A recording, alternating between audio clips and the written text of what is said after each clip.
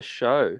The Knicks streets are buzzing, and I'm excited to have a guest on, the four-time New York Sports Writer of the Year, the one and only Mike VACCARO of the New York Post. Mike, you've been covering the Knicks for a while. You've been in the playoff action. How are you doing? I'm doing well, CT. It's been waiting a long time to have important basketball games this time of the year again. So yeah, it's been kind of a lot of fun to hop along for the ride. Yeah, I can imagine, right? There's a lot of fans, we're saying haven't experienced this. There's young Knicks fans that haven't experienced this buzz, and it's been a long time. The Knicks have decided to win both games at MSG and take a 3-1 commanding lead on the Cleveland Cavaliers. And I think it's something like 95% of teams up 3-1 win the series. Yeah, I mean they've absolutely put themselves in a great position, and Mm. the best part about that is what the Garden sounded like on Friday and Sunday both. I mean it really was very reminiscent of what it was like in the '90s, and what people tell you that the '70s were like. That was a little bit before my time, but I can tell you that the '90s it sounded very much like that. It sounded like back in the day when the Knicks actually really did own the team, own the town, even more than the Yankees. I mean, I tell you, you talk about young Knicks fans. I mean, they look at me like I have four heads, but I tell them, as big of a baseball town as New York is, I mean, back in the day, baseball season didn't start until the day after the Knicks were eliminated from the playoffs, whether that was in April, May, or June. And so, it's not quite there yet, but you could tell that the Garden was itching for a couple of nights like the ones they got the last couple of nights. Yeah, definitely. It's special. There's something in the air with the Rangers doing well. And I've Absolutely. been saying for a while, this season feels a lot like 1999. Um, do you think there's any similarities? Yeah, I mean, look, I mean, obviously it was an even steeper climb in '99 because they came out of the eighth seed then. But look, I mean, one of the great things about that team, the '99 team, beyond the fact they wound up in the finals, but that first round series against the Heat, they wound up not only having to win one game in Miami, they won two. In the Eastern Conference Finals against the Pacers, they had to win two games in Indiana. So I mean, they weren't scared about playing anywhere. And that's one thing I think you already knew about this team is that they played very well on the road. I think, had the fifth best road record in the league this year, which is tells you something. And they went and they took care of business right away. They stole game one, and and even just as impressive. I mean, a lot of times when you're the lower seed in one of these series, it's one thing to get the split that you really want on the road, but then to come back home and defend home court, you see it all the time. You either get a slippage in game three or slippage in game four. And to the Knicks' credit, they held serve both games at home, and so now they're really in the driver's seat. I think they would really love to be able to finish things out on Wednesday, but they also have Friday night, as a cushion if that doesn't work out. Yeah, we all know the hardest part of a series is to close it out.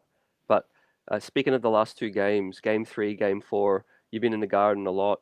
Yeah, just describe to us and the listeners the scenes that you've seen, and where does that rank up with recent and previous moments? Oh well, I mean, the loudest I've ever heard sports was when Larry Johnson hit his 4-point play against the Mm. Pacers in '99. I mean, I was in the building that day, and I've never heard any building in sports that sounded louder than that particular moment. But that said, I mean, the Garden as a whole, when you give people inside the Garden reason to go crazy, they will. Whether it's the Rangers, whether it's the Knicks, whether it's a big college game, I mean, it's a really, I mean, acoustically, it's a brilliant place, and that's what the Knicks did this week. Again, they really gave their fans an opportunity to get engaged, to get in the game, and to really kind of help them along.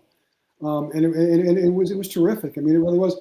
Look, I mean, 2 years ago it was a little different because the capacity was still reduced when they played the Hawks because of COVID restrictions.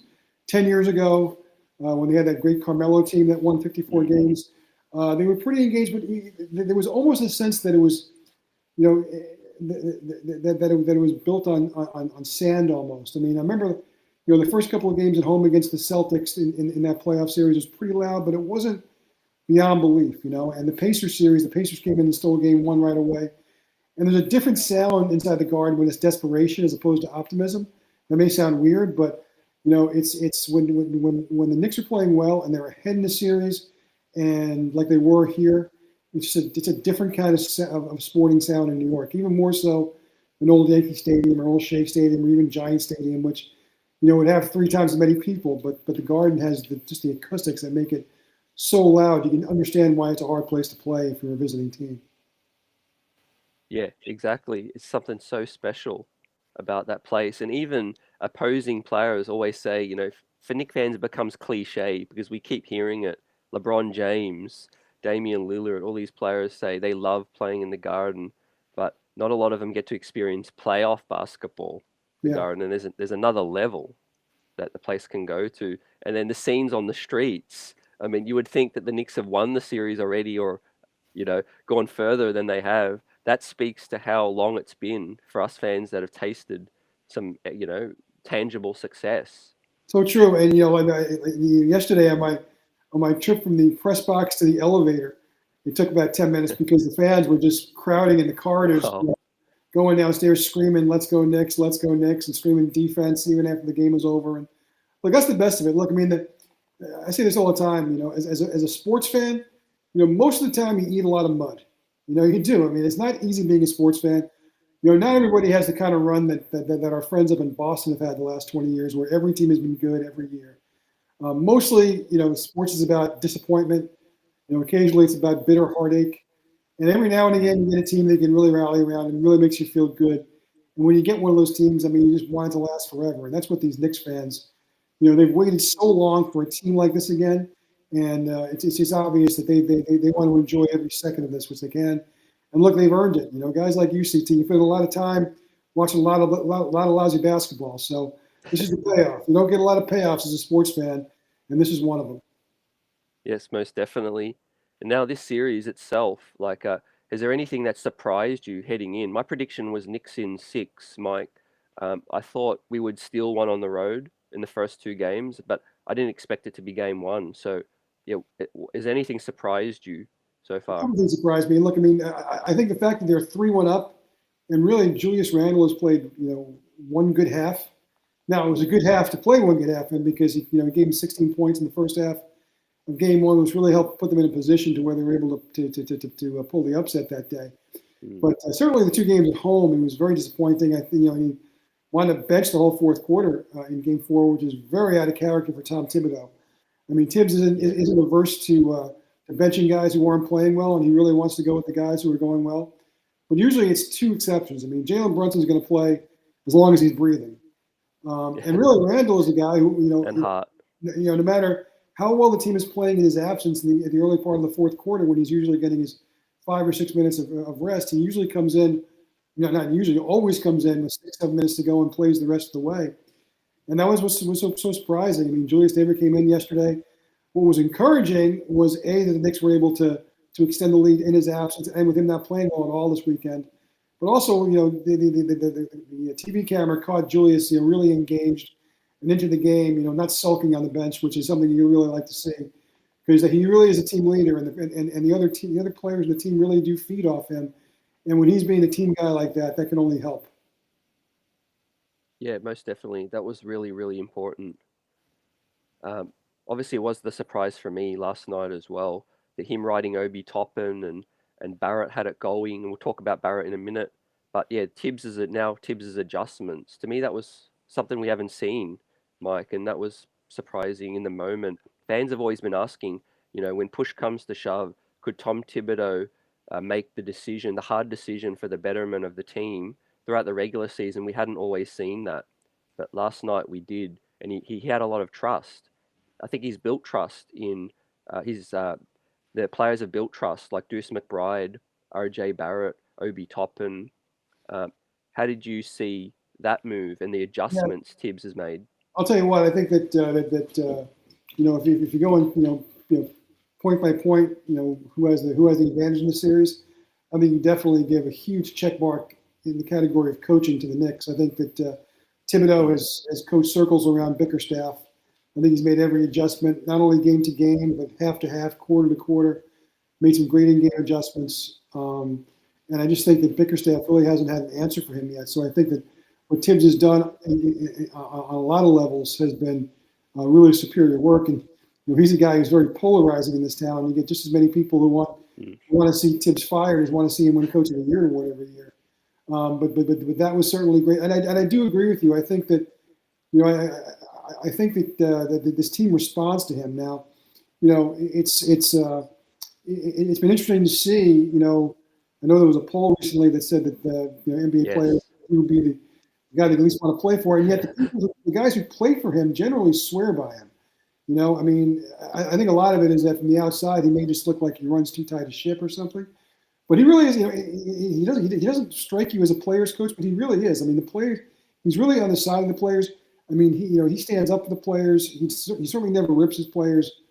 Certainly not individually, not even collectively. Once, twice a year, maybe if they just didn't show up, maybe you'll get something from him.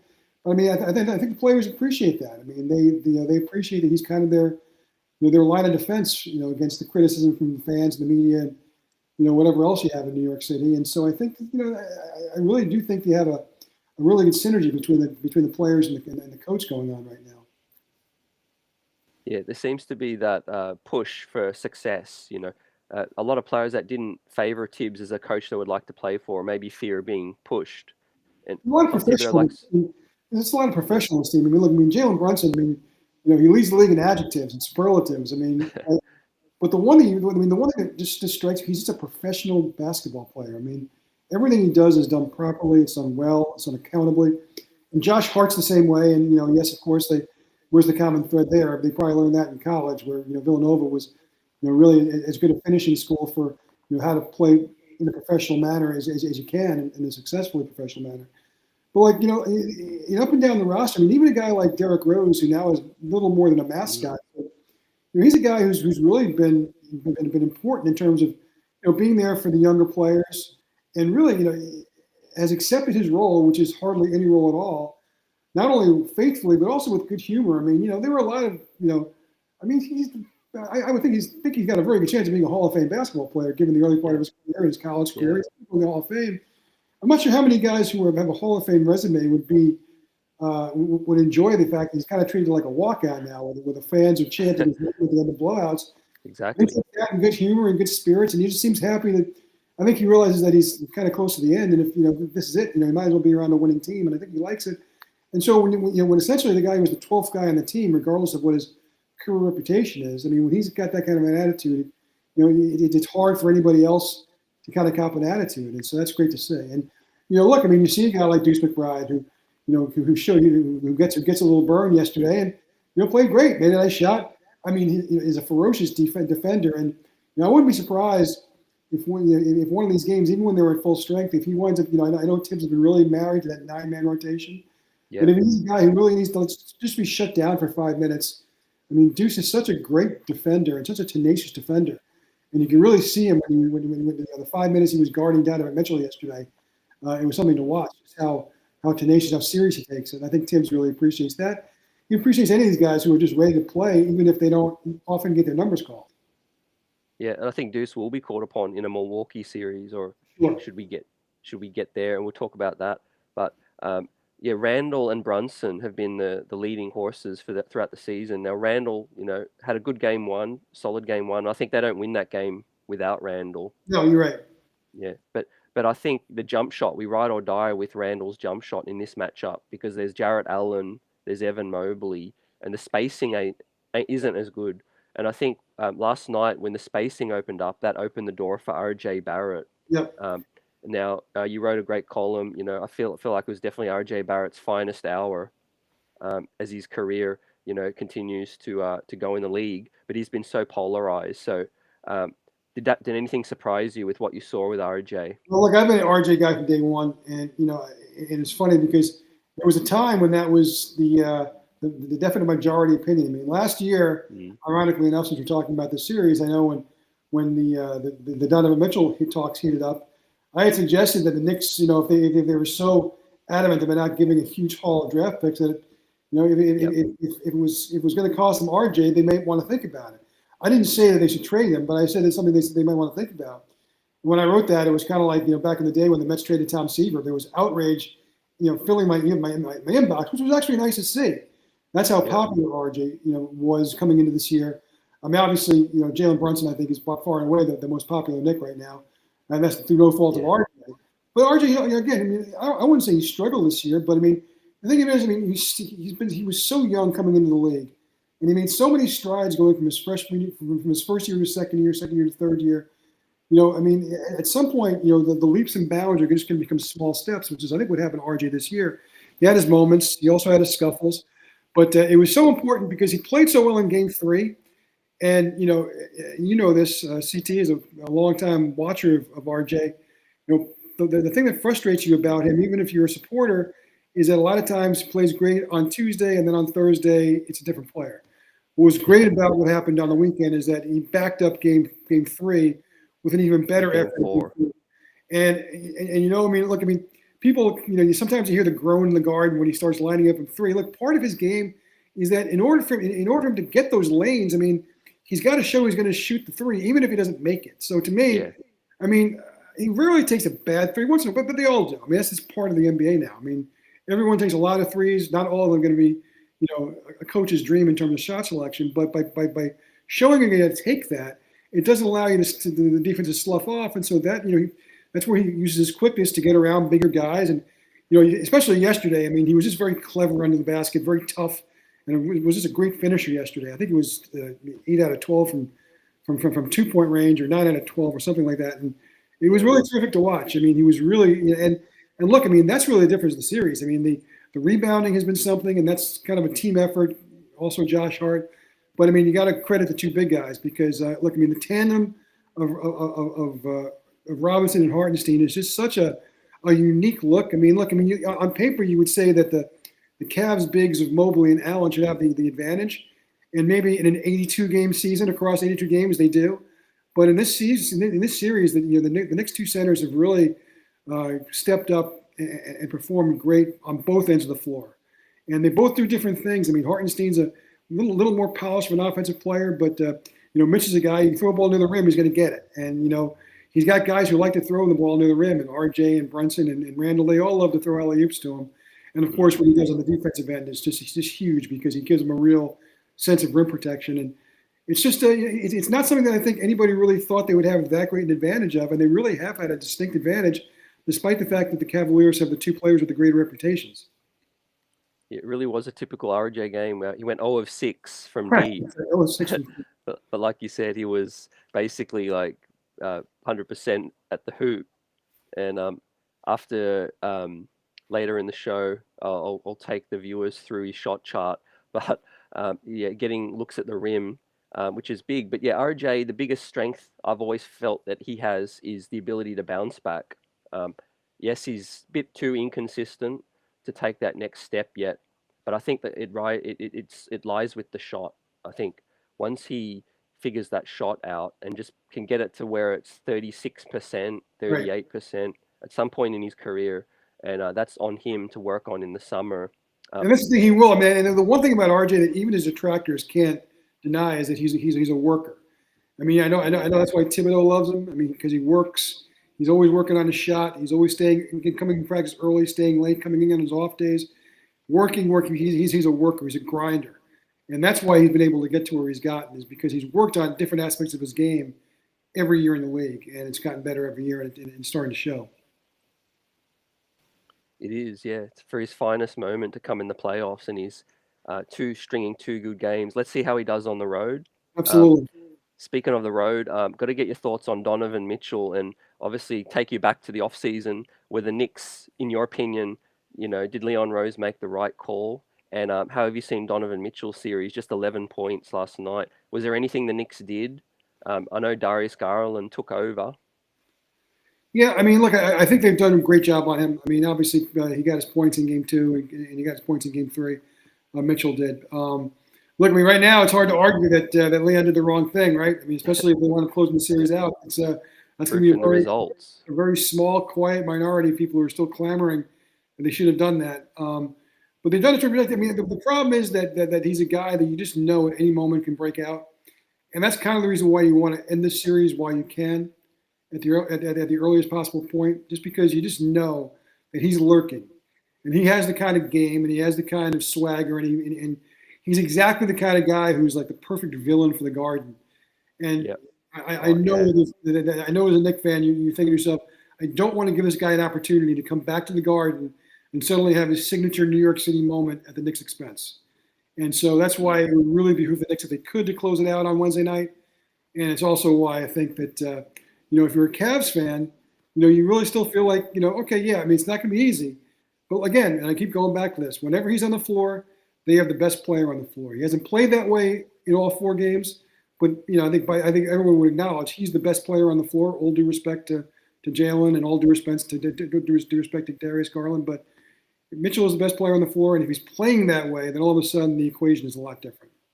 Yeah, the playoffs are completely different. You could be amazing. Julius Randle was the lone all-star, yet we have not got that yet. So yeah, Donovan Mitchell, a lot of pressure, and he hasn't played well at MSG all season. Right? No, he hasn't. As You're well. right. He got friends, family. I'm sure. I've heard he really wanted to be a New York Knick. I mean, only he knows. But I think he probably still does, to be honest with you. yeah, there were some great quotes from Jarrett Allen, and I'm sure you're having fun. Are you in the locker rooms now post game? Absolutely. Yeah, no, I mostly keep myself around the Knicks in the post game, but I've certainly seen those quotes for sure. Yeah, from Jarrett Allen. Now, just quickly before you get out of here, get your thoughts on the Josh Hart pickup, because I think that's been the real difference in this series. The Knicks acquiring somebody who has that kind of impact on both sides. I go back to literally to the moment when that trade was consummated, and I think the video went viral of Jalen Brunson, who was getting his number retired at Villanova that night. He gets a phone call, somebody telling him that Josh Hart was going to be his teammate again. And it was kind of like in Little League baseball in this country when when you learn you're going to play the whole season with your best friend when you're 12 years old. I mean, that was the reaction, and I mean that's really kind of been just a symbol of what his presence has been. I think they're 21-9 now since they've gotten him. Not a coincidence. And he's fit perfectly because he's unselfish. He plays hard on both ends. Look, I mean, he was a perfect kind of spark plug off the bench, but he also proved to be an absolutely capable starter when he was asked to fill in for Quentin Grimes the other day. What can't he do well? That's the thing. I mean, he's not an all-star, but when you talk about guys who are important, supporting players on a winning team, he just fits, and he's willing to do stuff that he's willing to do the grinding work. And, he's a guy who really electrifies the place. He's a better player, I think, than John Starks was overall. I mean, Starks had was crazy up and down, but he had the same impact. I mean, ironically, he wears the same number. When he gets to the scorers table, it's a different feeling inside the garden, and all of a sudden things are changing. And in the game, that's what he is. He's a burst of energy, and really provides the Knicks with so many levels of leadership that, and he complements Brunson so well. And again, I've dubbed them the Knicks and Nova twins since they both have Villanova ties. And it's part of what makes the game so fun. It is, yeah. He feeds off the energy, and he was, I think, Mike, you don't know if you know, he was the 4th most active current NBA player to never play a playoff game. No, I knew that, and so you can tell he's taking advantage of everything. I mean, that's the crazy thing, right? In Game 1, he has the biggest shot, which remains probably the biggest shot of the series. The shot that gave him the lead back after they surrendered that 9-point lead late in Game 1. He hits that big three, and he's not necessarily known to hit threes, but he hit that three after he rolled his ankle. And then he's played these last 3 games. I don't know about you, but I've sprained my ankles about 30 times each. I know how that's not exactly fun to play on a sprained ankle, and yet, obviously he's still playing. You wouldn't know he had an ankle unless you knew he had an ankle. If you know what I mean. Yeah, that speaks. Yeah, to your point, it speaks to the credit. I think him and Randall haven't been 100%, but they don't make excuses because this is the playoffs, and if you're good enough to be out there, you got to be out there. I mean, Patrick Ewing, how many series did he play with with no knees? Exactly. I don't think he ever played a playoff game where he wasn't in agony, which I don't think he ever gets enough credit for. Yeah, and I've got to get your thoughts on closing it out now. How far can the Knicks go? Do you feel like the Heat, the Bucks series looks fascinating, although Giannis, it's been announced that he's going to play in Game 4. Right. But do you expect the Knicks to close this one out in 6, 5? Look at that. I think I do think they're going to win the series. I think they'll probably win it in 6. I think the Cavs will show one last prideful effort on Wednesday night. I think the Knicks are going to have to take care of their business on Friday, and I think they will. as long as Giannis is going to play, don't think the Heat have enough to get by them. And then, who knows if the Knicks do wind up advancing and they want to place in the Bucks, facing the Bucks. I mean, that's been a tough matchup for them this year.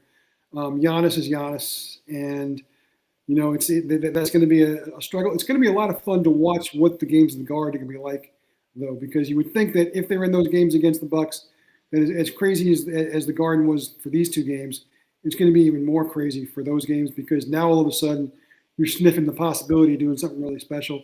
And if Giannis is at all diminished, then it's really kind of a hold on to your hat moment. But it'll be fun to watch, that's for sure.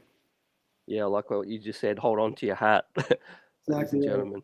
Yeah, we could catch lightning in a bottle. 1999 again. You never know. I mean, and that goes to what you were saying about '99. That's where I think you're right about comparing the two because it's definitely let them win the series first, then you can start talking about that. But certainly, it's where it seems to be where the arrow is pointing very closely to. Yeah, absolutely, for sure.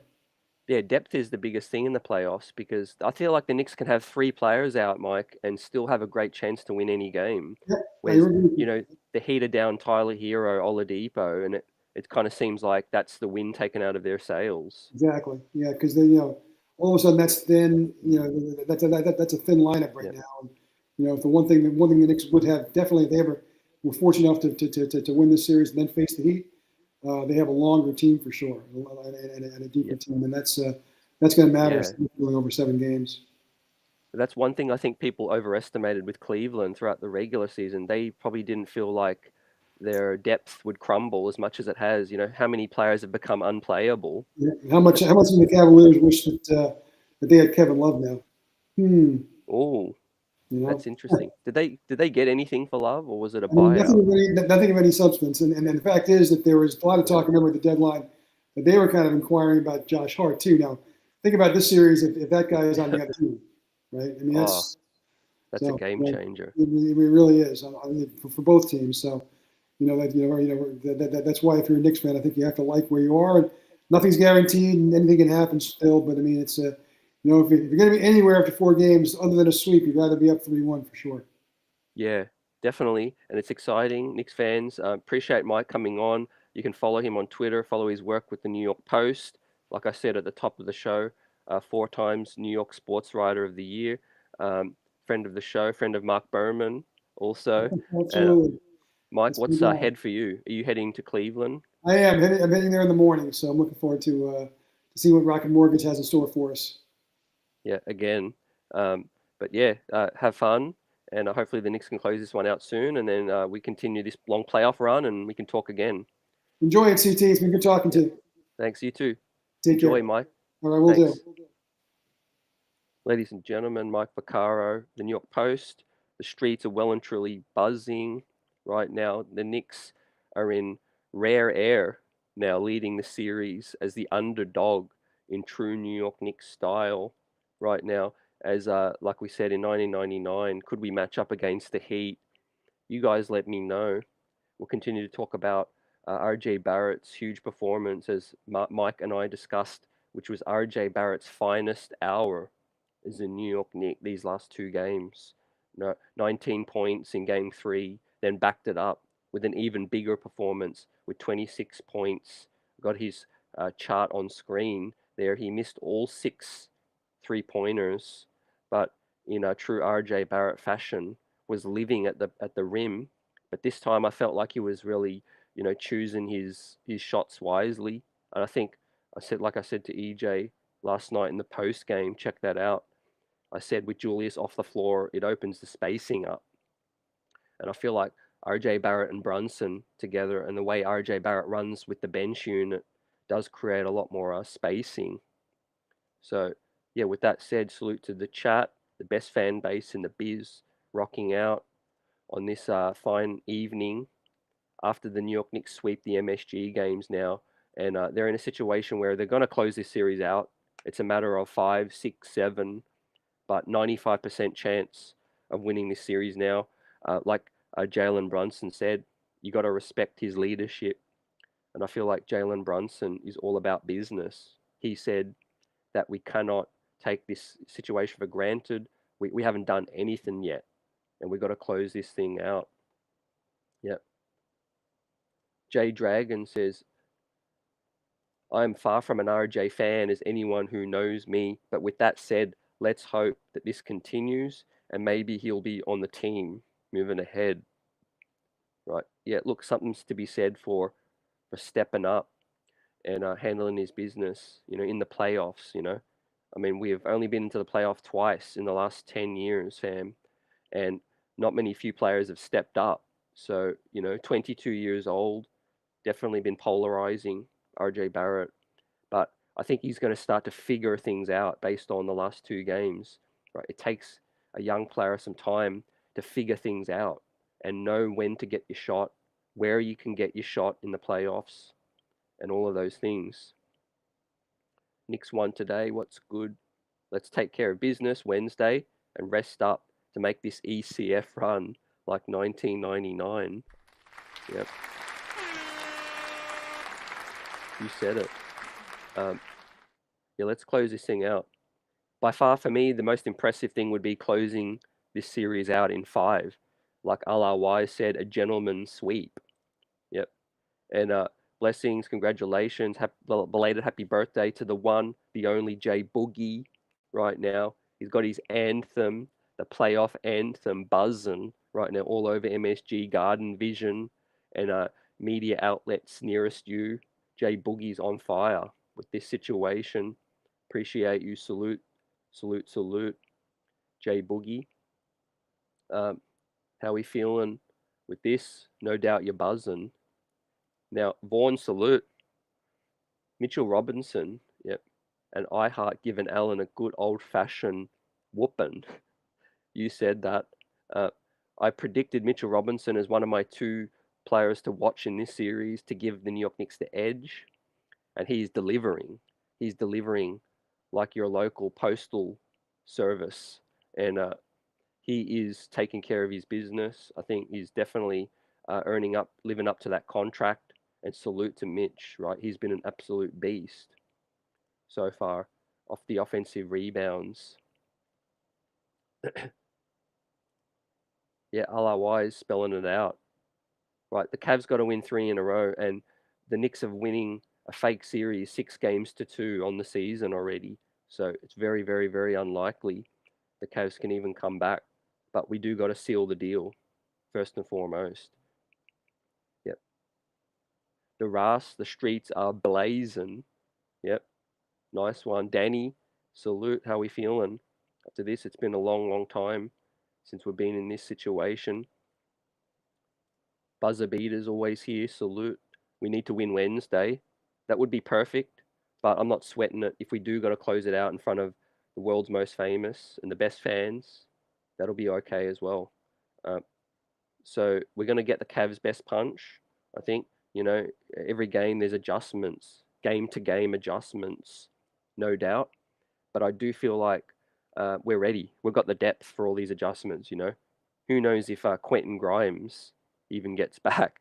Then we got more perimeter guys that can lock you down. And like I asked Mike, man, Donovan Mitchell, 11 points, 2 points in the second half. I think like that was just crazy. Like, I mean, I expected the Knicks to play amazing defense at MSG, but credit to them. Of course, Garland went off, but I'm okay with that. If one dude goes off, that's not enough to beat us. And gentleman's sweep, possibly Knicks won today. Yet J Dragon, we've got so many OGs to shout you out, right? Some fans since '64, some since the '50s, '70s, '80s. So many people hitting us up in the comments talking about this situation. Just happy for everyone in this situation. Line drives from Mitch in the free throws. Yep, he's becoming more efficient, Allah. But it's certainly nerving seeing Mitch at the line. But I prefer him putting it back so he doesn't have to get to the line. That and one finish was amazing there when he was being dragged down. But yeah, I like Hart's leadership, Brunson's leadership with this team. Spoke to Mike about Julius Randle. Look, Julius Randle still, in terms of his career and playoff experience, he's still in rare air. Players handle playoff pressure differently. The shot's not falling right now for Julius, But you know what? It's next man up, right? He does create mismatches. He creates situations where, you know, his teammates can get better looks. He went to the bench. Tom Thibodeau made the right decision, and it opened the floor up for RJ Barrett and for Jalen Brunson to do a lot of work. Yeah, champagne puppies in here since 2010 when we got Amari. Salute, salute. Amari Stoudemire said the Knicks are back right now. We had a little run, but now we're back again. Like it says up at the top, we back here. We back here again. We took a short break for a cup of coffee, and we back better than ever now with the right mix of players, right coaching team, and we're hungry, right? We're hungry for success. Look out Milwaukee. Look out Miami Heat. Look out whoever else is in the way. We got Boston's measure this year as well. If you're going by the season record, a lot of people doubted that with the Cavs. You know, that's one thing that people really glossed over, that the Knicks were 3-1 over the Cavs. People like Jalen Rose, all these long list of pundits that get paid to analyze, but you know they weren't really watching the games. You know, the New York Knicks head to head against Cleveland with a stronger team, but everyone refused to believe that because it's New York Knicks bias. It's New York Knicks hate. Now we're producing, and they can't say anything about it right now. Stranglehold on this series now, up 3 games to 1. How far can we go, ladies and gentlemen? Let me know. As we ask the question, right, how far can the Knicks go? The best thing was to, you know, to close this thing out in 5 or 6, and have a good break, have a little fight, you know, maybe a 3-4 day break. Maybe the Milwaukee Heat series goes 6 or 7, and we get a few day break. Dudes can start to get some good rest, some shine, and I think we could go, man.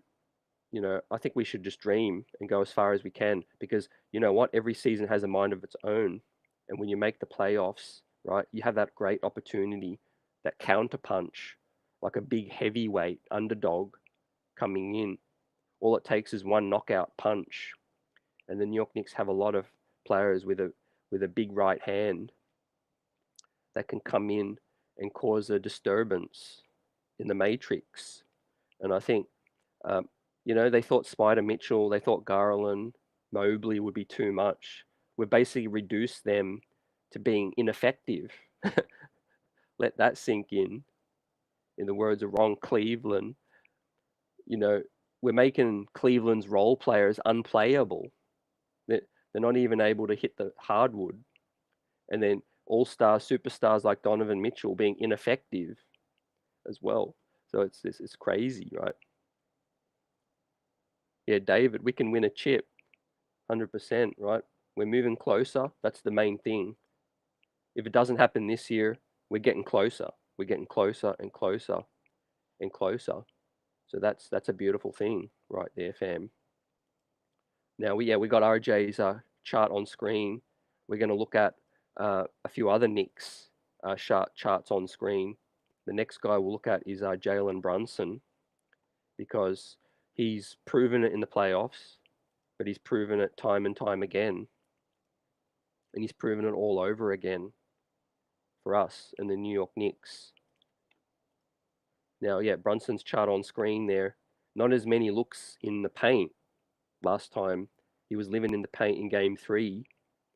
Guess what? Because Mobley and Allen, they stepped back. They protected the paint. But what did Jalen Brunson do? Like he always do, is hit those mid-range assassins. Hitting a few shots from deep, a couple of shots there on the elbow. It was beautiful. He was going to work. What did you guys see from Brunson's game? Play of the game for me was that big isolation, huge step back 3 on Garland to seal the deal. Right there you see in the elbow, the deep shot. But he's just producing more and more and more. And it's just a thing of beauty right now, as the New York Knicks just have too much to overcome. You know, we got our basically Brunson is an all-star that was snubbed. You know, we know that, but now he's He's bringing his playoff experience. Great point, Buzzer. D Rose, maybe he might stick with Thibs and be that assistant coach and stick around, like Taj Gibson might want to stick around, come back, and Thibs soldiers, Thibs loyalist, man. David says Spider usually has one low-scoring playoff game, but it's been quite a few. Now, fantastic defense from Quickly, from Hart, from Grimes so far, and planning and tactics from Tom Thibodeau. So you've got to salute everyone, really. This is a collective effort. Sherwin says Taj should come back as a player. You know, I won't rule that out, fam, as being a backup for Randle and Obi. Maybe a backup 5, just sit there on the bench, like a Udonis Haslam situation. Yeah. Knicks one today says Quickly, Randle are still struggling, but we're still better than the Cavs without Randle and IQ. Let's go. Yeah. Shouts out to Leon Rose, and like I said to Mike, all you need is depth in the playoffs. You know, you don't want to be too star heavy. Look at the LA Clippers.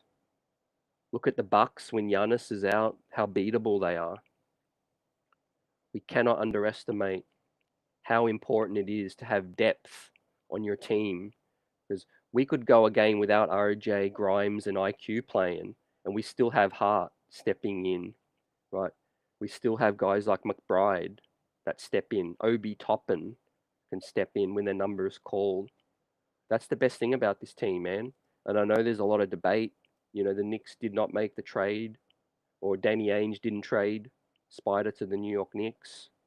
But the New York Knicks, you know, for whatever reason, are better off right now. We're better off. You know, no one knew how good Jalen Brunson was going to be. No one knew he was going to be this good. Isaiah Hartenstein has been fantastic. Julius Randle became an all-star again. And I think the chips have fallen in the right place, you know. Um, so, yeah, JB's game last night, the chart on screen, not many looks in the paint, but that's how he can kill you. Mid-range, 3-ball, he can get to the paint if the big man's not there. And he was doing it all. We looked at RJ, continue to give RJ his shine, right? He's arrived now as a player, a playoff guy in this league, producing 2 big games, big games in a row. So I shout him out. And the next hero we shout out is Josh Hart. His chart's on screen right now. The beautiful thing about Hart is he provides everything you need, not just defense, but offense also. The amount of times he pushes the break, gets to the cup. Look at that. Look at those looks on screen. You know, hardly any looks outside of the paint. He can hit that corner shot. He hits the shot from the foul line extended, and he can, you know, he can hit the shot from deep when he needs. But that late shot clock violation heave, that circus shot went in. It's like all things are breaking right for Josh Hart. But the most impressive thing for me is him pushing the break. Look how many looks where he beat the big man to the cup on the fast break opportunities. Now, the New York Knicks have been playing really well on the break, especially at MSG. And you know, been in a situation where they're getting easier points. You know, we said that would be a big factor. You know, the New York Knicks can't continue to grind it out in the half court. They do need to you know, get easier looks. Josh Hart is pushing the break. He beat Jarrett Allen to the cup. A couple of times he forced it, but a couple of times he was successful and got the easy bucket, right? Everyone was still jogging up the court, and Josh Hart's there to lay it up already. So salute to him, man. Jerry's in the building, salute. Appreciate you coming through. Everyone out here rocking. The streets are buzzing right now. We had Mike VACCARO, New York Post on. Check that out earlier in the show, first 30 minutes of the show. If you haven't already, Mike's covering the team, is flying out to Cleveland and seeing players in the locker room now. Feel good vibes all around. Yep. I said this too, Buzzer, on point. Salute.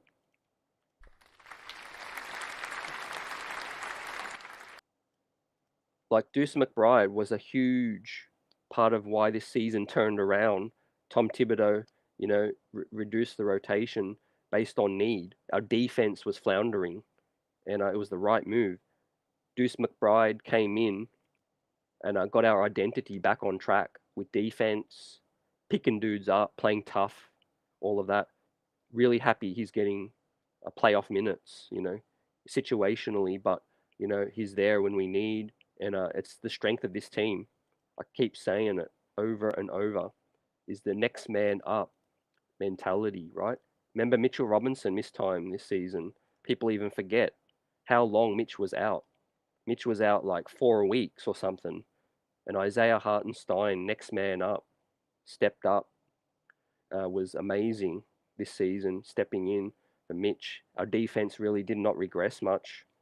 And he's just been all over the place since then. Yeah, as Jerry says, McBride's 5 minutes is what this team is about. Yeah, coming in, doing the job. Also, I want to say this about Thibs, throwing dudes in there when we need them. He's pushing the right buttons for me so far in the playoffs, right? We knew how big of a series this was for Tom Thibodeau. If we were to lose to Cleveland, there would still be a lot of people saying, get him out of here. That noise would not have gone. But right now, things are changing. Yep, Jay says Hart's a killer. Yep, built for this situation. He knows what it takes to win, like he did in college, winning in the biggest stage. Hoping Randle gets back to being well. Randle, I'm a big fan of his. Yeah, we don't win game 1 without Julius Randle. So, right, yeah, Randle just needs to find the shot, and we'll be all right, Jerry. I feel like Julius Randle will have that Julius Randle game coming up. And based on what I'm seeing, I think Julius Randle plays better on the road. I really do. He plays well on the West Coast. Ever since he's been in New York, he plays well on the road. Less pressure. He can focus, whatever it may be, get out of town. But Julius Randle will have that bounce back game. But yeah, 19 points in game 1. Came out like a warrior with, the ankle roll. Wasn't 100%. Still isn't 100% with his size, his weight, 250 pounds on that ankle. I think something's not right with Julius's ankle, but no excuses. I think Thibs made the right call, and RJ Barrett was able to step up. Josh Hart stepped up. Mitch stepped up. Yep. Geraldine's in the house. Salute. How we feeling? Jay Dragon says Randle is all in, regardless of what anyone says. Yeah. Yeah, his game's polarizing, just like Barrett's. The truth is we need everybody. Not everyone's going to have a good game. And I keep saying this to EJ, the fit just isn't the best, in terms of their games. Randall's game with Barrett's game and Brunson, everyone likes to operate on the ball. Let's keep it real. RJ Barrett's not a strong player off ball, right? He doesn't shoot the ball very well, catch and shoot. He's better on the ball, being a bully. Julius Randle doesn't play well off the ball. Usually likes to be on ball. Where he can fake, he can dribble, he can get to the cup, he can bully as well. He can rise up. Jalen Brunson, fantastic on the ball. He's probably the best player to play off ball. But in terms of all 3 guys on the court, it's not great floor spacing. And we saw that last night when Randle sat down. Barrett had open situations to get to the cup and took advantage. Super happy with Barrett's performances. 19 points, 26 points. Hearing his name chanted at MSG, it's got to feel great for RJ Barrett. All the noise he's had to listen to, the criticism, and all of those things. I definitely I'm so happy for RJ Barrett. As I pull up again his chart on screen there, did not hit a single three-pointer. It was 0 of 6, but operated, at the cup, a couple of and one that was big, finishing. That's been his Achilles, but RJ Barrett finished strong, right? Helped us close it out, 102 to 93, 9-point victory, 3 games up on the series now. How far can the Knicks go? We're talking about it. Salute to the chat. Best fan base in the biz. Streets is buzzing. Smashing that like button. Yeah, salute London. What's good? Yesterday, the fact that the game was that early might play a bit as well. Less time for physio prep. The pre-game routine is altered, especially if you're injured. Great points. Yeah, 1 p.m. Tip threw off the routines. I think the short turnaround, no doubt, was against players, coming in with some injuries. I do think that Julius prepares well. He really focuses. He learnt a lot from Derrick Rose, preparation, Kobe Bryant, and I think he's going to have a good game. This is a long playoff run, we hope, and a big series. So it's only been 4 games. Barrett's had 2 good games, 2 bad games. I would say Randall's had probably one and a half solid games. But some players have to have a down time for another guy to shine. Like we don't get maybe Jalen Brunson's emphatic performances without Julius, being in his situation. So it's give and take.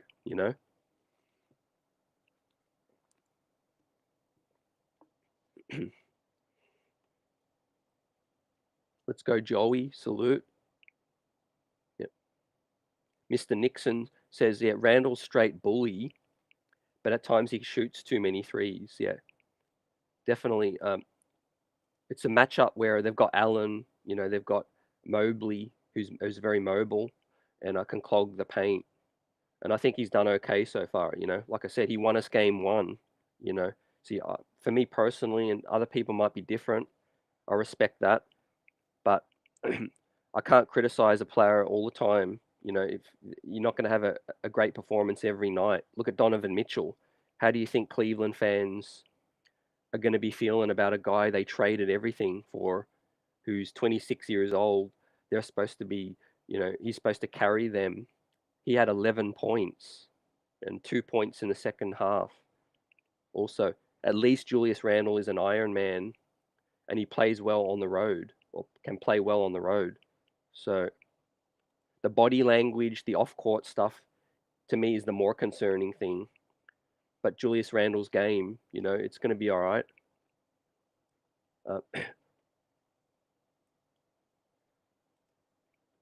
Jerry says Randle does shoot a lot of threes, but Reggie Miller hit more threes than Randle hit this season, only once in his career. And if Jules didn't miss the last 5 games, it would have been 0. Yeah, coming in, there was also that time missed where he missed out on rhythm as well. That was a big factor in this thing. I think it's going to hamper Julius's effort, but the block shot, the big block shot, was huge in terms of following that up, that effort as well. We know what Julius can do when locked in. We saw it against Denver. He had the best defensive game I've ever seen from Julius Randle on the road again in Denver. Cavs are 24-2 when holding teams to under 100, both losses against the Knicks. Yeah, we're holding them to 79, 93. It's like Back to the Future, 1999 situation all over again. Yeah, loving it. And again, I go back to the depth. Josh Hart, Quentin Grimes, Deuce McBride, Quickly's defense, Barrett's defense when he's locked in. Quentin Grimes we've missed, but we have so much depth now. The perimeter D used to be the New York Knicks' Achilles. Now, that's what's making me feel so good about our potential, because we were once a very, very long time a very weak defensive team. It was a layup line, all of those things. Now to think we got the big man spot solidified with Mitch and Isaiah down low. We got bullies, Randle and Barrett, and we got perimeter defenders with Quick, Deuce, Hart, Grimes, and Barrett. Like, we got depth, and I swear the Milwaukee Bucks, if we get that to that point, which looks like we will, the Milwaukee Bucks are going to feel our depth 100% because when they're a top heavy with Chris Middleton, Giannis, Drew Holiday, it's going to be our depth versus their depth, and I think I like our chances with that. Of course, they've got the star power, but I like our depth, our chances with that. Yeah, yeah. Josh Hart's just been so invaluable. That trade was A plus plus plus in terms of getting us to where we are right now. I don't think we win 5 of those regular season games without him, and a couple of our playoff games also. So that trade's paid itself off in spades. Right? That's settled the balance already, cleared the balance on that. So we spoke to Mike also about Brunson's leadership after the game. He said how important it was to lock in, figure this thing out and close it out in Cleveland. Right? We haven't won anything yet, so fans get excited, celebrate, get excited for the next thing, but the players do need to focus. We cannot have a letdown game. We cannot let Spider and Garland find a groove. Otherwise, this series will go longer. Yeah, I like that again. Brunson's leadership, that's just been invaluable. So we heard that last night he went over to Julius. Julius was, there was a timeout, there was a huddle, and Julius found himself, frustrated or, feeling left out. That situation, Brunson went over to Julius, said something, and then the next play, Jalen Brunson got the ball to Julius for a bucket. So I think he said we're gonna get you the rock, we'll get you going. So when the chips are down, Brunson's always there to pick us up. Again, whatever we need, a stop, a charge, a big bucket, a big three, something said to the teammate, whatever it is, man. It's Villanova, classic championship pedigree for that. And the fact that his salary is going to decline every year from now is just an absolute steal. Basically, he's built for this situation. He's loving it, right? He's loving life as a New York Knick. Best believe that. Number 11 and number 3 signing up for this. I asked Mike what was the surprising factor in this situation, so far. For me, the most surprising thing has been the big men of Cleveland and the big men of us. Jarrett Allen, Evan Mobley. Like, Evan Mobley's pretty much shrunk in these playoffs. I know he's young, but if you look at the backcourt, Spider and Garland coming into the series with Brunson and Grimes, a lot of people who selected the Cavs looked at the backcourt situation and said that's too good. But the front court situation, they said, look, Evan Mobley and Allen are nice also. But that hasn't proven to be true. And that's been the biggest surprise for me. And especially considering Randle hasn't had a very good series as well. Jericho Sims is also available to step up. Yep, 100%. What's been the surprising factor for you? Let me know in this series. Donovan Mitchell is another one. I do think Donovan Mitchell's dealing with a lot of pressure. He's in a situation where I don't think he really wanted to be in.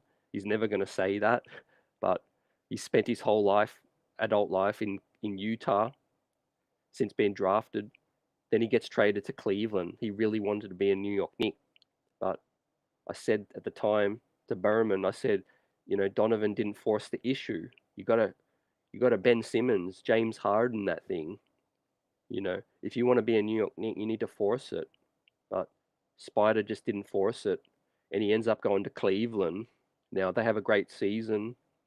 Um, young, don't have the depth we have, and he's running into a roadblock right now, a New York Knicks roadblock.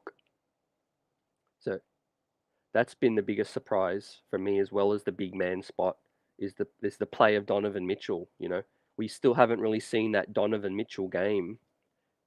He had the 40, I think he had the 41 points in the final regular season matchup, but we haven't seen nothing similar. We haven't seen anything similar to that. Now you could credit Hart, you could credit quickly the defensive schemes from Thibs.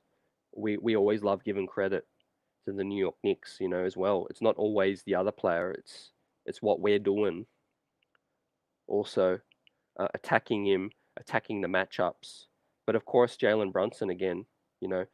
He's always had the wood over Spider in the playoffs, going back to the West, and that's carrying over to the East.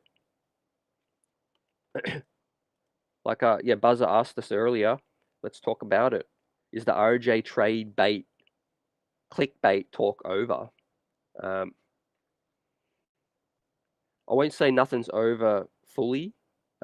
It's fluid, man, as we continue. But is it looking better for RJ? Absolutely. Any player that can show up in the playoffs is invaluable and very much worth keeping around. Now, Barrett's contract, I said at the time, Buzzer and chat, I was okay with the amount, the number of the contract. If Barrett's play could always live up to that, I don't think it was a bad contract.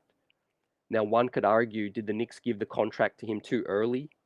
That's another question. They paid him before he really showed any consistency, so I can understand that. But in terms of his age and his ceiling, the number was solid. Now, if he plays like he does now, then that's living up to that. That's living up to every single dollar. Winning us playoff games in the biggest moment, right? RJ Barrett's finest hour last night, yesterday, the day before, in Game 3. Now, let's hope he can continue that, take that on the road. Also, it's not always a reflection of the player. It's the intention to improve, the aim of trying to improve your squad. CAA says no, you always have to try to improve. If he gets his trade value up, it only helps us to find better players as well. You got to be mindful of the fool's gold situation also. Consistency is key. But with RJ being so young, you do have to take a risk as well. Whether it's a risk keeping him or a risk trading him, there's always that risk. It's hard to project. A player like who's had a bright start to their career and then sort of stopped a little bit. I would say maybe Scotty Barnes with the Toronto Raps. He's in a situation where he had such a bright start to his career in Toronto. But Scotty Barnes is in a situation where he's plateaued a little. I feel like another situation could be OG Anunoby. Maybe Toronto were hoping he would take that next step. Hasn't yet. So that's the risk you take. But in terms of RJ's salary, it just comes down to like what CAA says. Do they want to upgrade that spot? If Jalen Brown became available, you have to trade somebody to Boston as well. Kaiser says RJ ain't going nowhere. Yep. He's going to be around for a minute, delivering in the playoffs, winning us games, right? Earning credit with the front office. Let's see how it works out. I'm always trying to find out the best fit for every player on this team, but I like RJ coming with the bench unit, starting of course, but then extending his minutes into the bench unit where he can play with Obi Toppin. I love Barrett playing next to quickly, Obi, and running. I think that's RJ Barrett's game, like we saw last night when the floors opened up. He can get to the cup. He's 6'7". He's big. He's strong. If he improves the finishing every year in the league that he's here, he improves the shooting. Like I said to Mike earlier in the show, he can get to 36, 38% for consistency. That's great. Catch and shoot, all of that stuff, man. The defense starts respecting that, and he can get to the cup. And like we see on the chart, he lives at the cup. With Barrett's game, it's all about the handles. Can he get that handle tight, crossover, better, a bigger bag, get to the cup and make those moves, get fouls. He draws fouls, and he's got a strong mentality. Yeah, yeah, we know there's that Nova trio people are looking out for, man. Yeah, I know which names you're talking about, fam. And that's a situation where he would be a perfect fit also. The shooting, the length. Um, Also, let's just look at where we're at. The next move got to be that all-in move. That's how close we are, you know. We might make the semi-finals, Eastern Conference finals this year, right? We are like a Jalen Brown, Brandon Ingram, maybe OG Anunoby, Mikal Bridges away from competing with the Milwaukees and the Bostons for the very top of the Eastern Conference right now. And Leon Rose got a huge summer ahead, finding us that situation, the wing spot. I think Mitch is justified being the long-term fit at the center position based on what we're seeing. Um, we don't. I don't think Julius Randle is going to be anywhere. Maybe at least one more year away from having that discussion. But I think Julius is here for the whole. Brunson's here. Quentin Grimes is here. So yeah, I think it comes down to Barrett's growth. We might just need to shed Fournier and Rose's salary and give that money to Quickly and Hart and keep this squad together. Keep it rocking. Yeah. Jerry says, hope you can like Grimes with the second unit because Josh Hart is starting from now on. Yet when push comes to shove deep in the playoffs, I think Josh Hart's definitely more trusted for me now. Quentin Grimes has had a pretty slow series, but he's young and he's developing. But he's had a great regular season. But yeah, when push comes to shove, he got to step aside. Josh Hart is that man for us to play 35 minutes. No doubt. All over the place. Offensive rebound after offensive rebound after offensive rebound. Yeah, straight dominating. Hart's numbers, man, 40 minutes last night.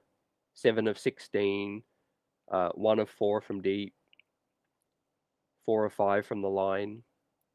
Got 7 boards, 2 offensive, 2 assists, 2 steals, and 3 turnovers, plus 5, 19 points from a guy we traded the 23rd pick for as well.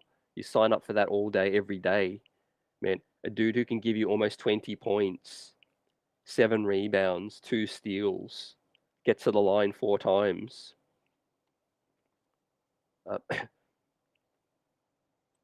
Kaiser says, I still like Grimes better when healthy.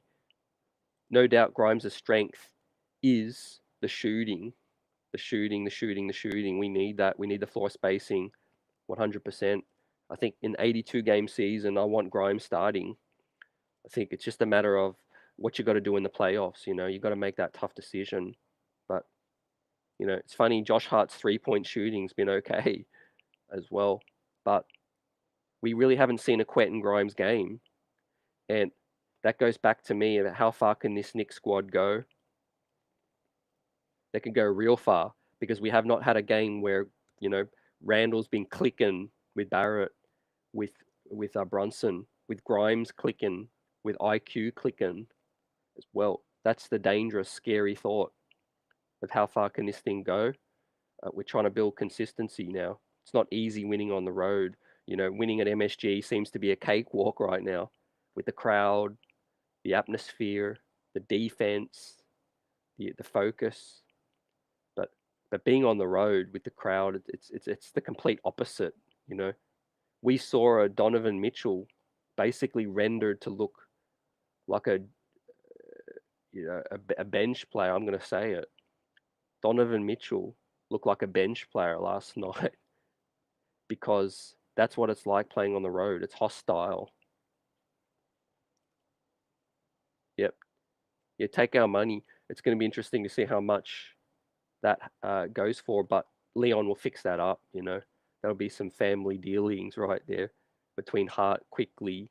Yeah. You know, Derrick Rose stepping aside, Fournier stepping aside, get that money situation right, I think. Um, Also, I said to EJ, imagine if the Dallas Mavericks, for all of their clowning and follies, that the basketball gods look down on the New York Knicks and say, hey, here's the 11th selection, baby, right? Someone overtakes Dallas and we get the 11th selection in as well in this loaded draft. We make the Eastern Conference semifinals and get the 11th pick. That'd be great.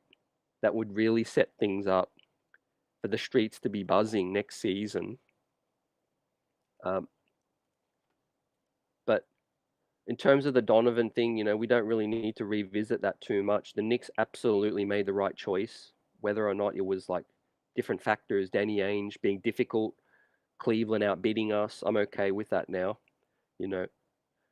And I said earlier, no one expected Jalen Brunson to be this good, right? I expected him to be good, but not this good. Now, Isaiah Hartenstein's addition, Hart's addition now, we don't need Spider. We really don't. We need the wing spot, and we're good. We're absolutely good. Quentin Grimes still developing. Deuce McBride's here. Emmanuel Quickly snubbed as the sixth man. We good. We Gucci. I think. Look at this wing spot. Um, and you know, Barrett's growth. There could be a situation where it's him. You know, it's him long term. Uh, let's see what happens with the 3-point shooting and the finishing at the cup and the handles. He's got a big summer with a team Canada. Yeah. Mitchell looked like all the guys from Westchester when they had to come to the city to play. Yeah, you said it.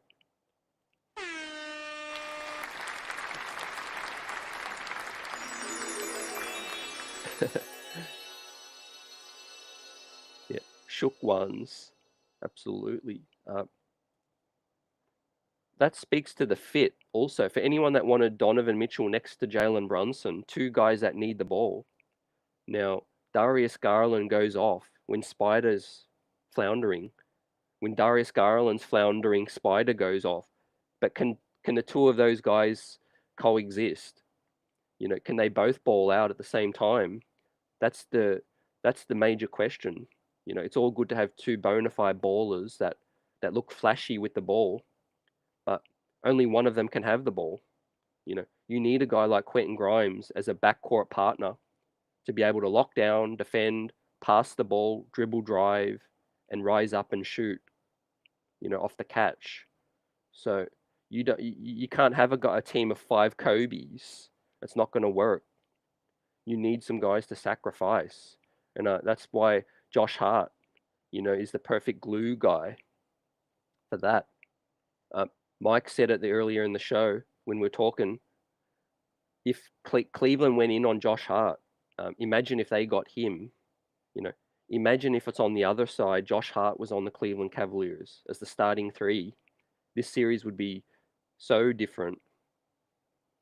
Very, very different.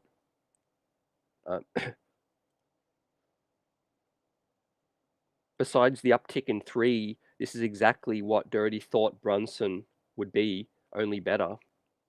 Yep.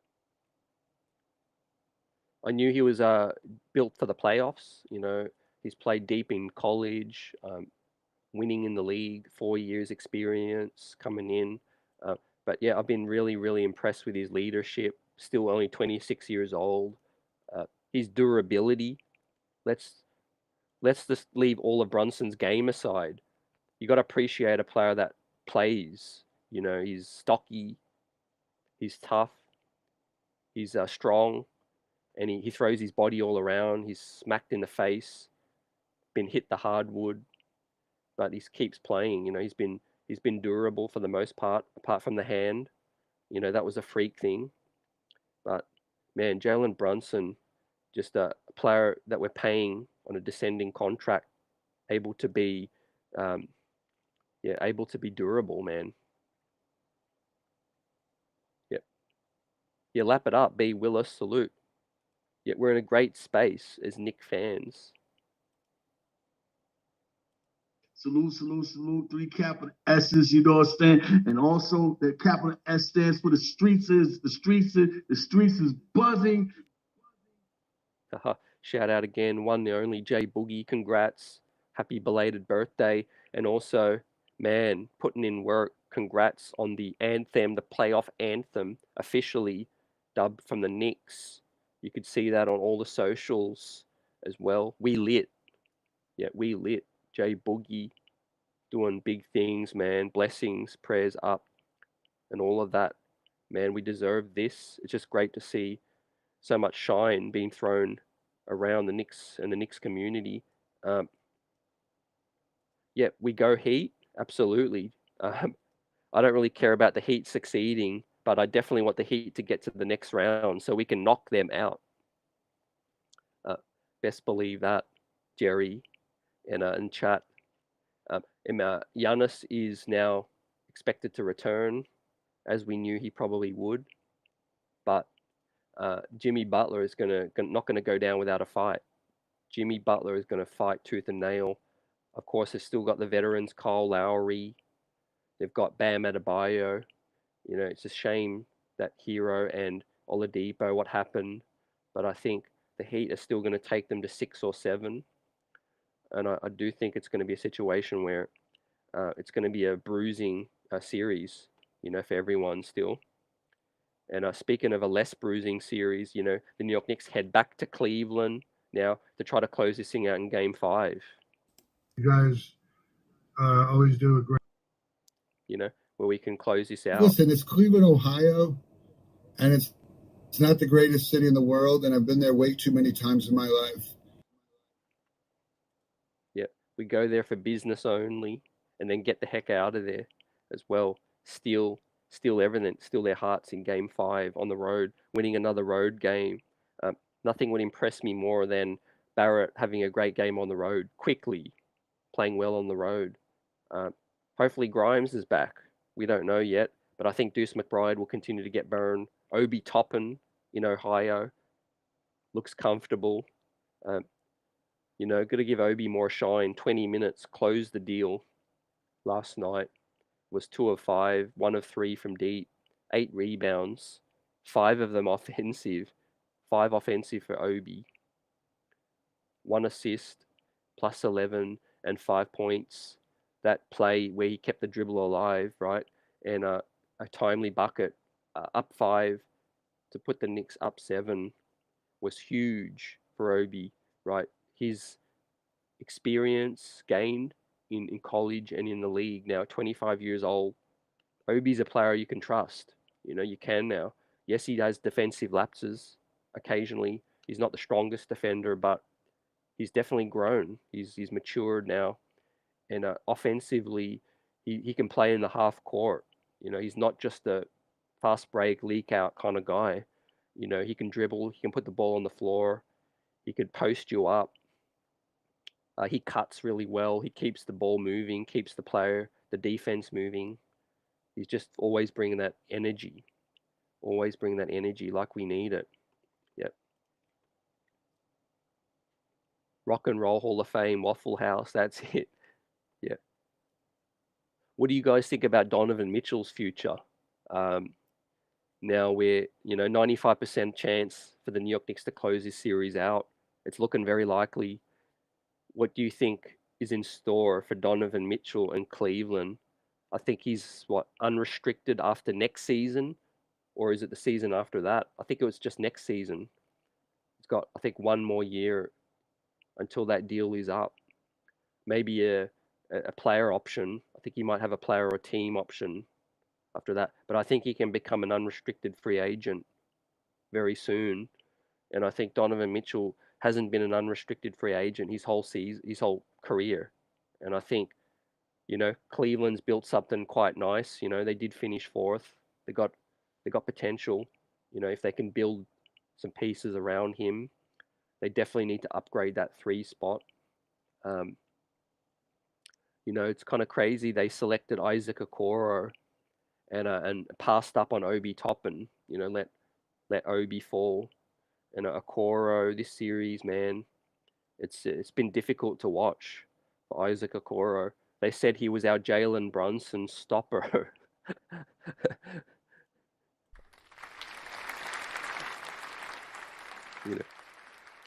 Shout out to everyone and their opinions, but some things are just funny, saying, it's funny how people are quick to clown the Knicks, but not respect any Knick or their achievements or accomplishments or any Knick fans' takes. It's like we don't watch this team, People say Jalen Brunson wasn't an all-star. He's okay, Now they find out. They find out the hard way. Yeah.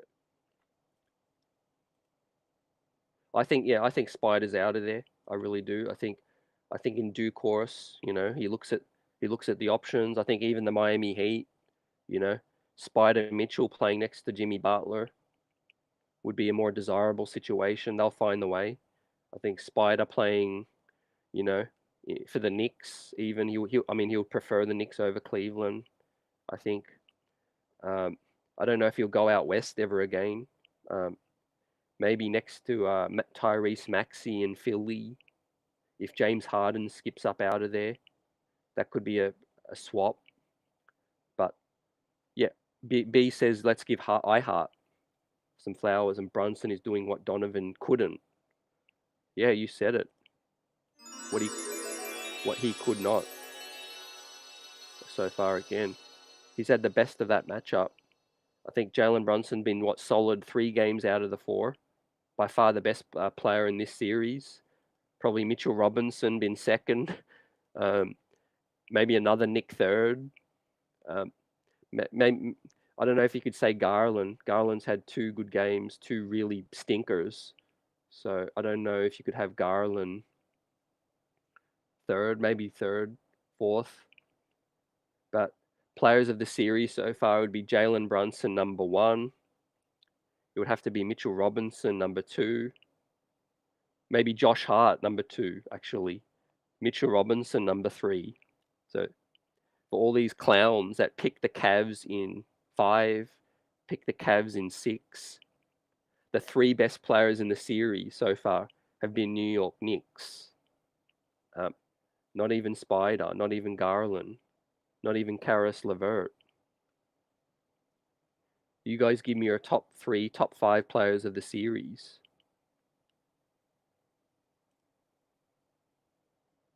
CAA Salute says no one leaves over 50 mil on the table. If he makes all NBA, it's another Jaylen Brown situation. Yeah. I don't know if Donovan's just about the money, but I think he will explore unrestricted free agency. He might still stay in Cleveland, but I think he will definitely try to look at options because, it's tough for him being in Utah for all those years, not getting that chance, Danny Ainge not trading him to his destination. And then you have a situation where it's Cleveland, first round exit all over again in the East. I mean, that's got to leave a sour taste in your mouth, But they got some things that they can build with, Evan Mobley, but I just don't know if he's going to come along fast enough. Jarrett Allen to me looks very one-dimensional this series. He can't really give them any offense. He's not too fast, not too quick on offense. I think Cleveland's further away than people think. I questioned it when they got Spider. I said I don't know if they're a title contender yet. I really don't. I think they're probably 2 pieces away still, and some depth on the bench from competing with Milwaukee and Boston and the Knicks now. Yeah. Kaiser says Mitch will want to come to New York. Yeah. 100%. You could just tell he gets so emotional, when he talks about his family, from Westchester, being close to home, playing in front of fans, all of those things. You could really tell how much that means to him. I think even more than Jalen Brunson talked about it. So, but he might just be saying that. Again, he might just be okay with the East Coast and being close to home. Cleveland, maybe Chicago could be attractive. The Miami Heat, I think, and Philly could be attractive as well. Which we're hearing that James Harden is seriously, possibly out of there and back to Houston. Now, I think a Spider Joel Embiid fit is way better than the fit going on in Cleveland. I think the fit with Spider and Jimmy Butler is way better fit also than that situation in Cleveland. I just think the Garland Spider backcourt is just you're giving up too much size. You're giving up not enough two-way play. Not enough two-way play, and also, they don't have a good wing at the moment as well. They don't have a good wing. Their big men are suspect. There's no bench. There's a lot of issues. They gave away all their picks as well. I don't know in what series the moves made, but I think they would have been better getting DeJounte Murray. DeJounte Murray next to Garland would have been a better fit, but they made all their moves, man. Players of the series so far, Jerry says Brunson 1, Barrett 2, LeVert, Hart, Spider, and then Mitch. For players of the series. Look, RJ's won us 2 games, so I could definitely have him in the top 3. I agree with you with Brunson. I would not put LeVert number 3. I would put Josh Hart definitely ahead of LeVert. And I would put Mitch ahead of LeVert as well. Yeah. So I agree with some of those. Allah says, what is the Cavs' future picks looking like after getting Spider? Yeah. You said it. What's it looking like, man? It's not looking good. I think a lot of their success is going to be based on the improvement of Evan Mobley. A fantastic defensive player. Just missed out defensive player of the year, and they're going to need him. I think they need to upgrade their wing spot, just like the New York Knicks do. I think Isaac Okoro is nothing but a bench piece right now. If we're keeping it a buck in the playoffs, he's not built for this just yet. And if you're going to run out Garland and Spider right now, you're trying to win championships. No doubt about it. You're trying to upgrade that wing spot. Jetty Osman, another bench big. Karis LeVert, another microwave off the bench now, like Alec Burks was. But yeah, I think that's where it lies with Cleveland. And I think, what one could have thought if they did get Josh Hart would have changed things a lot. But the New York Knicks swung that deal, was an absolute steal. Cam Reddish and the 23rd pick in the draft for a guy like Josh Hart, a two-way wing. And I always say this, but as a New York Knicks fan, I always want two-way players because that's the only way you can win in this league. Look at Kawhi Leonard when he's healthy. He's an absolute beast. Paul George, two-way beast. SGA, the next two-way beast in the league. And get me durable players, Don't get me no Zion. Don't get me dudes like Kawhi at the moment that's always out. The big reason the New York Knicks are successful is because we have players that are durable,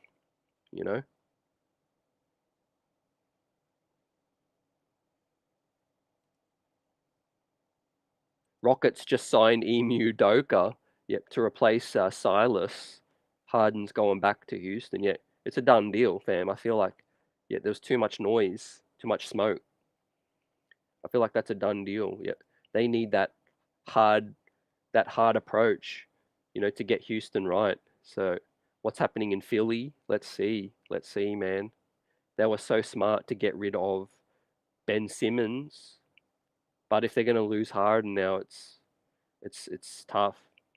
They got Maxey, They got Embiid. Maybe they wait for Tobias Harris deal to be up. That's going to be a huge talking point all off season, B, about our targets for free agency. But I'm enjoying this playoff run. But initially, I think the Knicks just do need to, continue to give their young players development minutes. I don't think there's too many spots available. I think, RJ Barrett, a huge summer ahead. He improves defensively and the shot and the handles. And I think we come back with the exact same team with Josh Hart starting the season. And I think we can finish in the top four, top three in the East as well. Maybe we make some more minor moves. Let's see. But Fournier's deal got one more year. Derrick Rose money coming off. Another year of Emmanuel Quickly. There's so much to look forward to. Yeah. That's a crazy trade indeed. The Wolves, man, struggling down to Denver. That Gobert deal. I think I feel for them also, because when you're in a small market like Mini, you don't really get free agents signing. You need to trade when a player is available, and I think they just basically took scraps. They outbidded everyone to get Gobert, and it was the wrong fit. Ant Edwards is the real deal, but Cat also, who knows if those two can work. There's no coincidence. Jimmy Butler, jump ship, get out of there as well. Clarkson bringing that heat off the bench. I think that would take minutes from Quickly, but let's see. Maybe Quickly wants that starting spot. The one thing we're good with right now, we're sitting good contractually. We got Quickly still with another year on the deal. We got Obi with another year on the deal. I don't think we're in a situation where we need to force any changes yet. I would like to see us bring the same core back next season with Brunson again, with Josh Hart to start the season. Again, Quentin Grimes is going to be another year wiser, and RJ Barrett another summer. Mitch, Isaiah under contract. We just got to get Hart locked up.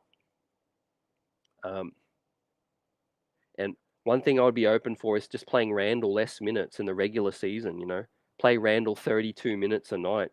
Give Obi Toppin 20 minutes every single game. We need to keep Obi off the bench. He's a big part of our success. If he can be playing 20 minutes per, he might be okay staying in this situation. With his boy Quick as well. Like Kaiser says, we have to be patient and strike when the iron is hot. That next move is an all-in move, and we need to make sure it's the right move. 100%. We need to make sure it's that right move. And I think we will. I think, Leon Rose has expressed patience, demonstrated patience, and he's really been a shrewd operator, which is a credit, huge credit to him. The organization with Thibs, they're in lockstep right now, and I think that's going to reflect in future moves also.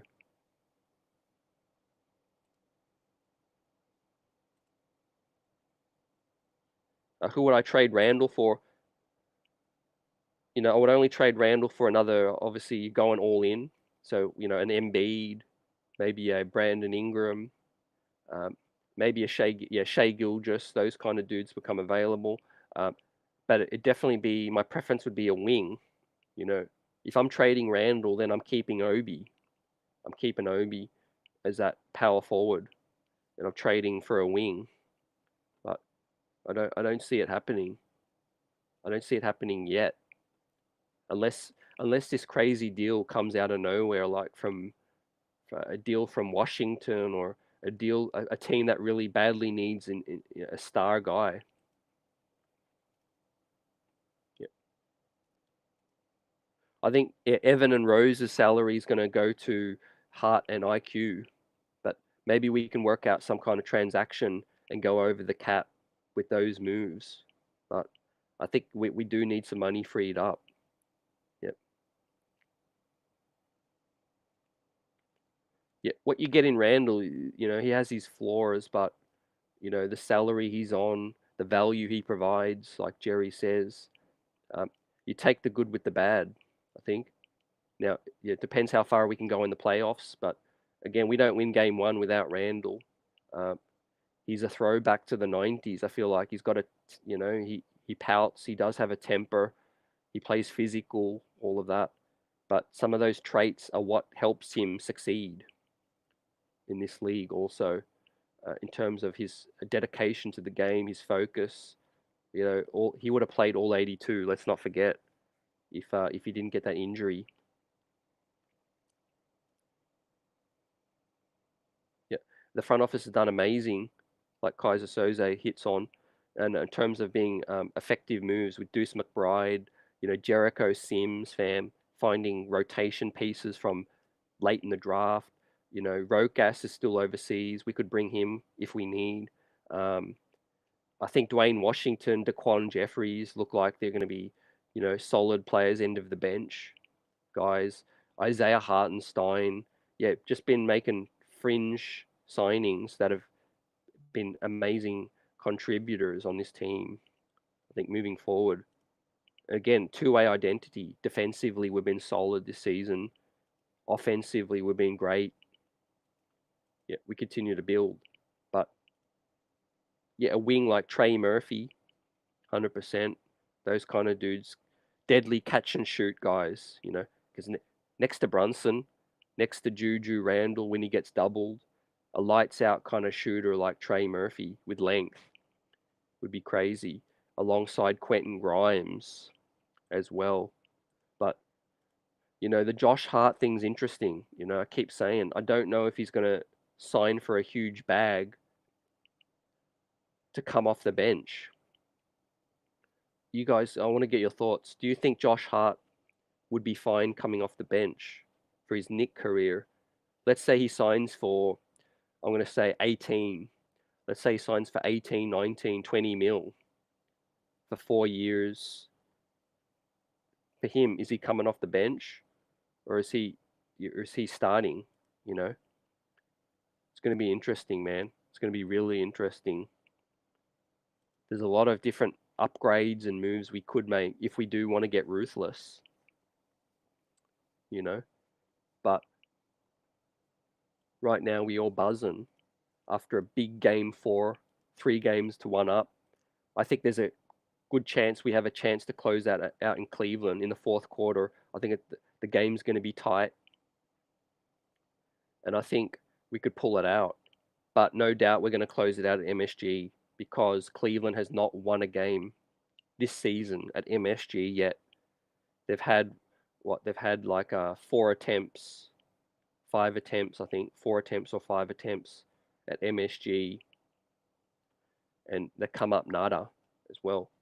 The crowd's insane, the fan base riding this wave right now as the streets are buzzing, and everyone have a great night. We'll get ready to close this thing up for tonight as we continue to ride this streak. 2 wins in a row. Playoff balls hit the Mecca. We take this show on the road. And RJ Barrett, I'm looking for him on the road now to carry confidence into Rocket Mortgage Fieldhouse.